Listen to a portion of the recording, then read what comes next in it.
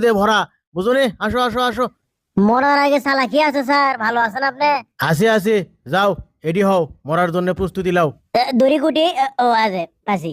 ঝোলার সাথে সাথে শেষ, বুঝছো? ভয়ের কিছু নাই। না ভয় কি, একদিন তো মরেই যাবো, তাই লয়? তোমরা সগলি এডি? আচ্ছা ঠিক আছে, আমি আগে টুপি খান মাথা পরেলেই, তারপরে কালো কাপড় দিয়ে আসামি গালুর চোখ বাঁধে দিই। আরে থন ভয় করে লিখিন। তাহলে বান্দা লাগিচ্ছে না? না না, মরণে ডরে না বীর, দিচ্ছেন তো মিথ্যা মামলাত ফাঁসি।